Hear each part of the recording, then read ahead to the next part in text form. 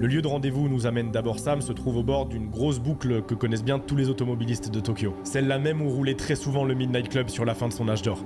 Connu au point d'avoir sa propre carte dans beaucoup de jeux de voitures des années 2000-2010, la C1. やっぱり関東だと C1 ですかね、そこそこ。そこはやっぱ、C1 はサーキットっていう人もいますけど、難しいコーナーも多いし、高低差もあるから、なかなか速く走るっていうのは難しいコースだと思ってて。La C1, c'est pas tant la vitesse que la technique et les réflexes qui comptent. その中でもC1 はでもハイパワー車が多いから、シビックみたいな車だと、やっぱパワーがどうしても足らないっていう場面があるから、なかなかその、バトルすることはできないけど、C1 はでも軽い車だったらかなり楽しく走れるし。Voyez un peu ça comme le périphérique aérien de Tokyo. C'est une boucle, donc parfait pour faire des temps de 15 km, évidemment, très fréquenté même la nuit. Là, sur une aire de bord de route, des potes de Sam et d'autres gars se sont massés prêts à partir au milieu du trafic.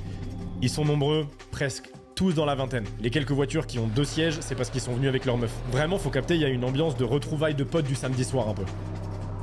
C'est la sortie de la semaine, hein. Toi tu vas en ciné ou en boîte, eux, ils se retrouvent pour faire des courses sur le périph'. Il y a quelques gars qui passent aussi avec des Lamborghini au goût, ouais, on va dire, disons, spécial.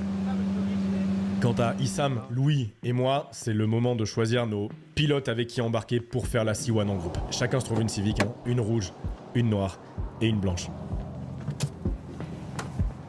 Et pour la petite anecdote, c'est au moment où on est grimpé à ce moment-là, pile, que Issam m'a rappelé qu'il avait une gamine. Voilà,